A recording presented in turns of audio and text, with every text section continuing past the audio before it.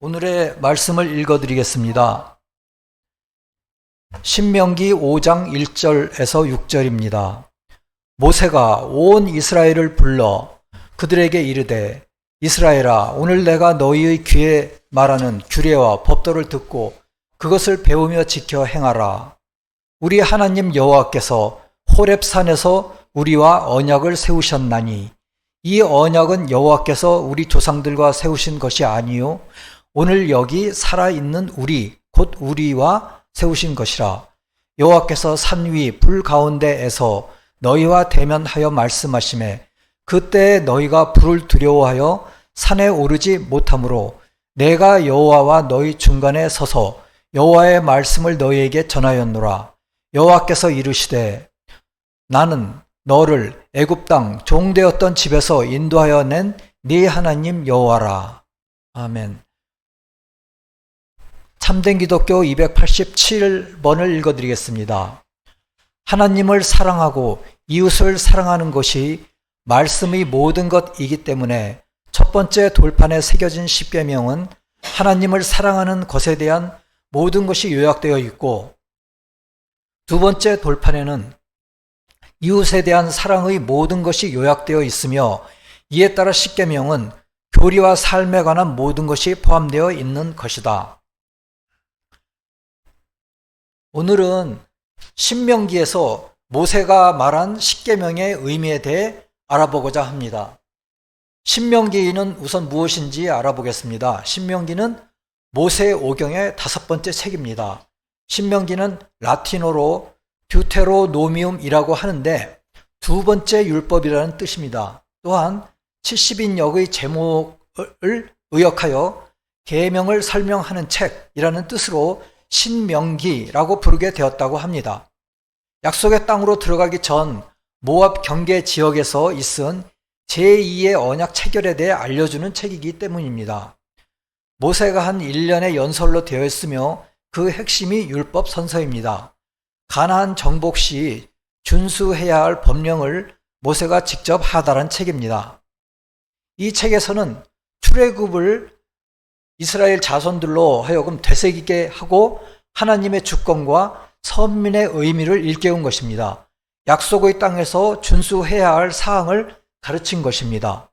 주어진 율법을 재교육하고 적용시키기 위해서 기록된 책입니다. 1장에서 4장은 이스라엘의 과거의 역사를 회상하고 백성에 대한 공고를 하는 장입니다. 5장에서는 율법의 선포로 넘어가는데 선포된 율법들 중에서 5장의 십계명에 대해 살펴보겠습니다. 그러니까 출애굽기에서 그 십계명에 대해서 이제 나왔는데 그거를 그 신명기에 와서 다시 한번 상기시킨 것입니다. 이스라엘 자손들에게 상기시킨 것입니다. 5장 2절에서 보듯이 여기에서는 호렙산에서 우리와 언약을 세우셨나니 라고 말씀하셨습니다. 즉 십계명을 반복하신 것입니다. 출애굽기 19장 20장을 보면 하나님이 시내산에서 이스라엘 백성들과 언약을 맺으면서 내려주신 십계명을 모세가 반복한 것입니다. 이러한 십계명을 지킬 때만이 하나님께서 주시려는 땅을 계속 소유하며 하나님의 선택된 백성이 된다는 것이었습니다. 그런데 출애굽기에서는 시내산이라고 하였는데 여기서는 호렙산이라고 했어요. 왜 그랬을까요? 출애굽기에서는 하나님과의 언약 체결과 율법 수요의 장소를 강조하며 시내산이라는 명칭을 사용하였습니다. 신명기는 주로 이스라엘 백성에게 율법을 다시 상기시키는 맥락에서 기록되었기에 좀 더 광범위한 이름인 호렙산을 사용합니다. 이는 시내산을 포함한 그 산맥이나 더 넓은 지형을 나타낼 수도 있습니다. 그렇게 신학자들은 이야기하고 있습니다. 시내산, 호렙산이 그런 차이점이 있다고 이야기하고 있습니다. 주님은 우리가 주님을 따르기를 원하십니다. 우리 삶에서 주님을 따르지 않는다면 그는 정말로 주님을 믿지 않는 것입니다. 주님을 따라야 주님을 믿는다고 할 수가 있습니다. 주님께서는 주 너의 하나님을 사랑하라 하셨는데 주님을 사랑한다는 것은 주님의 계명을 따라야 하는 것입니다. 주님은 우리를 행복으로 이끌기 위해서 계명을 주신 것입니다. 그러니까 주님이 우리에게 계명을 주신 이유는 우리에게 죄책감을 가지게 함이 아니고 우리를 행복으로 이끌기 위해서 주신 것입니다. 주님은 자신 밖의 사람들을 사랑하기를 원하십니다. 그래서 주님은 인간을 창조하신 것이죠. 그래서 사람들을 사랑하기를 원하시고 또한 하나 되기를 원하시고 자신 밖의 사람들이 행복해지시기를 원하십니다. 그런데 여기에서 하나 되기를 원하고 주님 밖의 사람들이 행복해지시기를 원하는 뜻이 이루어지기 위해서는 우리 인간과 상호작용을 해야 합니다. 이러한 목적으로 주님은 지혜를 통하여 세상을 창조하셨습니다. 주님은 우리를 사랑하시지만 하나가 되려면 우리의 협력이 필요한 것입니다. 그것은 우리와 결합하는 것이며 우리의 협력 없이는 불가능한 것입니다. 그러니까 결합이라는 것은 상호적인 것이죠. 그런데 주님의 일방적인 사랑으로 결합될 수는 없고 우리가 주님의 따르고 말씀에 순종할 때 주님과 우리가 결합할 수 있고 또 그에 따라서 우리 인간이 행복해질 수가 있는 것입니다. 그러나 강요는 하지 않으십니다. 우리의 자유의지를 존중하시기 때문입니다. 우리에게 자유의지를 주셨죠. 우리가 주님과 협력하는 방법은 그럼 무엇일까요? 그것은 기록된 말씀을 통해서 할 수 있는 것입니다. 이러한 말씀 또 이러한 십계명의 말씀을 통해서 우리가 협력할 수 있는 것입니다. 말씀은 우리가 선한 삶을 살 수 있도록 가르치십니다. 구약과 신약뿐만이 아니고 세교회의 말씀도 마찬가지인 것입니다. 우리가 말씀의 가르침에 따라야 할 것을 요약한 것이 십계명입니다. 이 10가지 계명은 우리 삶의 중심이 되어야 합니다. 십계명의 두 돌파는 단순해 보일지라도 엄청난 힘을 가지고 있습니다. 십계명을 주시기 위해 주님은 시내산에 불을 타고 내려오셨고 산은 연기가 나고 떨렸으며 천둥과 번개와 짙은 구름과 나팔 소리가 들렸습니다. 계명이 주어지기 전에 백성들은 3일 동안 성결하게 되었습니다. 출애굽기 19장 10절에서 여호와께서 모세에게 이르시되 너는 백성에게로 가서 오늘과 내일 그들을 성결하게 하며 그들에게 옷을 빨게 하고 준비하여 셋째 날을 기다리게 하라. 이는 셋째 날에 나 여호와가 온 백성의 목전에서 시내산에 강림할 것임이니 라고 말씀하셨습니다. 그런 다음 시내산 주변에 경계를 정하여 모세 외에 아무도 그 근처에 와서 죽지 못하게 했습니다. 즉 그 경계를 넘으면 죽을 것이었습니다. 나중에 그 돌판들은 언약궤 안에 놓였고 그것들은 지성소의 성막에 보관되었습니다. 기적적인 힘이 이 두 개의 돌판과 연관되어 있었습니다. 왜냐하면 언약궤를 통해서 요르단 강의 물이 멈추었고, 즉 이스라엘 백성들이 요르단 강을 건널 때 요르단 강의 물이 멈췄죠. 그리고 언약궤가 먼저 건넜고요. 그래서 사람들은 마른 땅을 밟고 가나안 땅에 들어갈 수가 있었습니다. 또한 궤를 통해 여리고의 성벽이 무너졌습니다. 이럼에도 불구하고 십계명은 아주 간단하게 되어 있습니다. 이 계명들 중 전부는 모두 10가지 뿐입니다. 그런데 우리 사회를 다스리는 인간의 법은 너무나 많습니다. 그 법전이 어마어마하죠. 그 책이 꽉 차고 전문가들이 그것을 관리해야 합니다.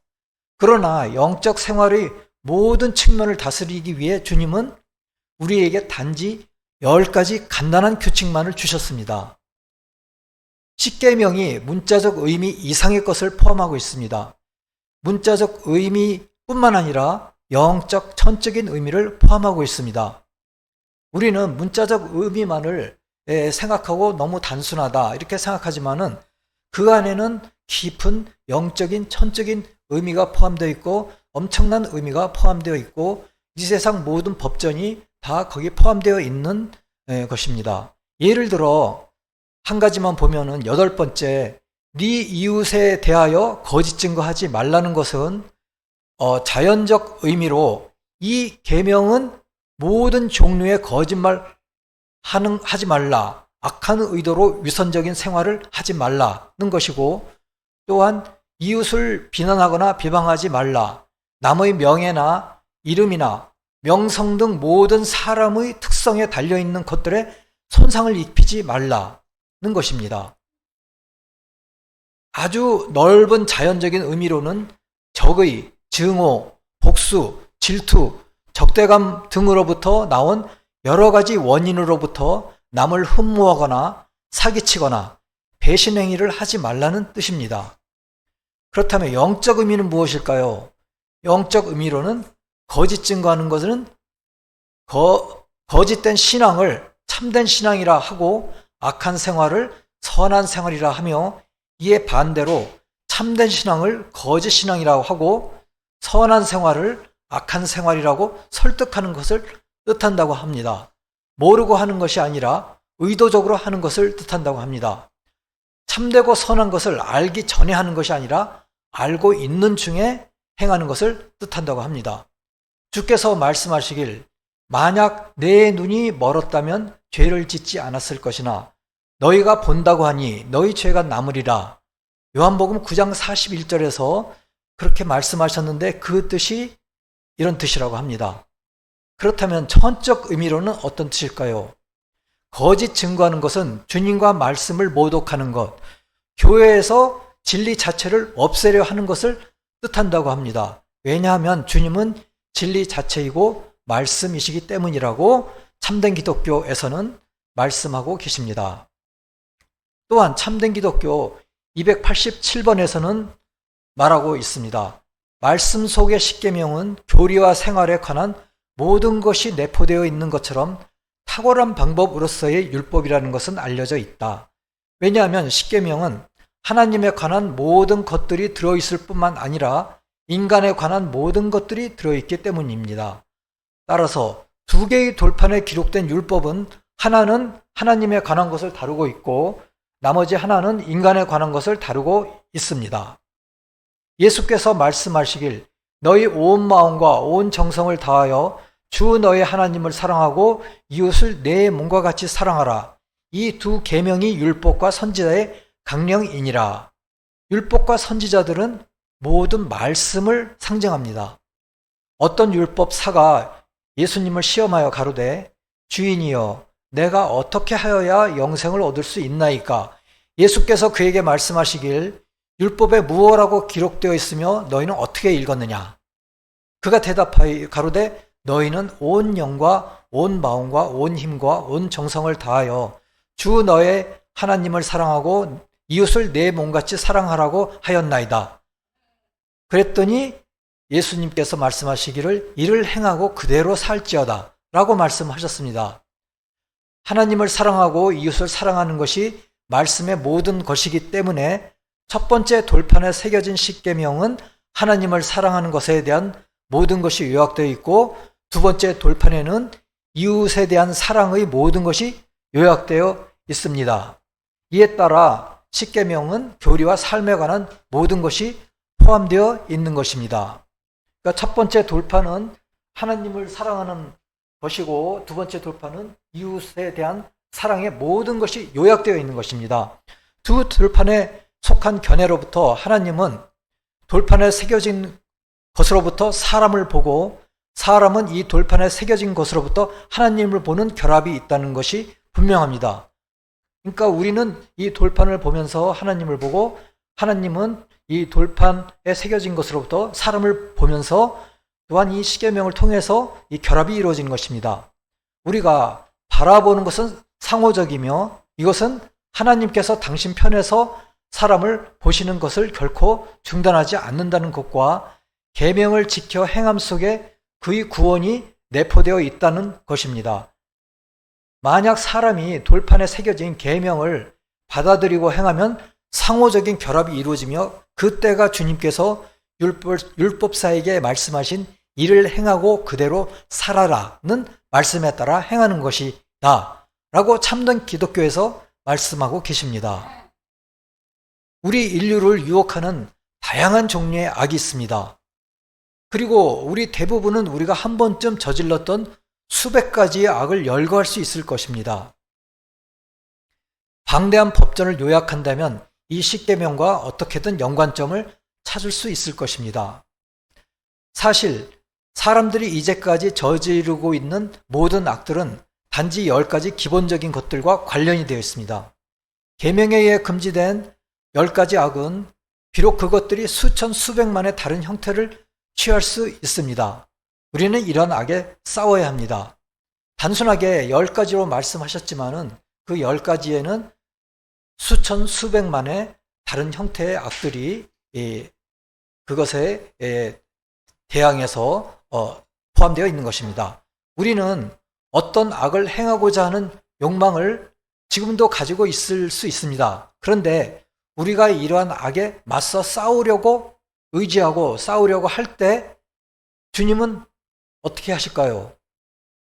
점차적으로 우리 안에서 이 악을 제거하실 수 있을 것입니다. 이 악을 우리 영혼의 바깥으로 밀어내실 수 있을 것입니다. 그리고 우리가 싸울 때 힘이 붙이면 우리를 위해 싸워주실 수 있는 분이 오직 예수님이신 것입니다. 십계명은 천국의 모든 것을 담고 있고 지옥의 모든 것에 대항하는 엄청난 힘을 가지고 있습니다. 사람은 누구나 자신을 돌아보고 자신의 잘못을 인정하기는 쉽지가 않습니다. 정말 쉽지가 않습니다. 그러나 자기 잘못을 변명하면서 인정하지 않고 살아가서는 안 됩니다. 그래서는 행복해질 수가 없는 것입니다. 우리는 우리가 살아온 방식을 바꿔야 합니다. 새로운 생활 규칙에 순정해야 하는 것입니다. 주님은 우리를 행복하게 해주시기를 원하시기 때문에 우리는 새로운 규칙에 순정해야 하는 것입니다. 행복해지기 위해서는 무엇을 해야 하는지 주님은 말씀해주고 계십니다. 십계명은 다름 아닌 주님께서 천국과 영원한 행복에 이르는 길을 보여주신 것입니다. 세상적이고 이기적인 방식으로 행복을 찾는 길을 고집한다면 그 태도는 우리를 어디로 인도할까요? 우리를 지옥에 가는 넓은 길로 인도할 것입니다. 우리는 좁은 길로 가야 하는 것입니다. 우리가 천국에 가기를 원한다면 우리는 주님께서 십계명으로 우리에게 하라고 하신 말씀하신 것을 행해야 합니다. 이것이 천국과 영원한 행복에 이르는 유일한 길입니다. 주님께서는 신명기 5장 32절 33절에서 말씀하십니다. 그런즉 너희 하나님께서 너희에게 명령하신 대로 너희는 삼가 행하여 좌로나 우로나 치우치지 말고, 그러니까 주님이 인도하시는 대로 우리는 똑바로 가야지 좌로나 우로나 치우쳐서는 안 됩니다. 사실 저도 살아온 과정을 쭉 돌아보면은 좌로 우로 치우친 경우가 굉장히 많았습니다. 그래서 우리는 똑바로 주님이 인도하신 대로 따라가야 되겠습니다. 자아로부터 나오는 지성이나 자아로부터 나오는 욕망에 치우치지 말고 하나님의 말씀과 하나님의 뜻에 따라 성실하게 살아가라는 영적인 순수함을 강조하는 말씀이시랍니다. 그러니까 자기 자신으로부터 나오는 지성, 내 생각에는 하나님의 말씀보다 이게 더 옳아 하는 지성이나 또 나는 이렇게 하고 싶어, 그러한 욕망으로 해서 또 바깥으로 치우치고 그러지 말고 똑바로 나아가면서 성실하게 살고 그러면서 영적인 순수함을 획득하라는 그런 말씀이신 것입니다. 또한 33절에서 말씀하시기를 너희 하나님 여호와께서 너에게 명령하신 모든 도를 행하라. 그리하면 너희가 살 것이요 복이 너희에게 있을 것이니 너희가 차지한 땅에서 너희의 날이 길리라. 여호수아 1장 7절 8절에서도 비슷하게 말씀하고 계십니다. 오직 강하고 극히 담대하여 나의 종 모세가 네게 명령한 율법을 다 지켜 행하고 우로나 좌로나 치우치지 말라. 그리하면 어디로 가든지 형통하리니. 여호수아에게 주님께서 하신 말씀이십니다. 역시 좌로나 우로나 치우치지 말라 하고 말씀하신 것입니다. 이 율법책을 내 입에서 떠나지 말게 하며 주야로 그것을 묵상하여 그 안에 기록된 대로 다 지켜 행하라. 그리하면 내 길이 평탄하게 될 것이며 내가 형통하리라. 아멘.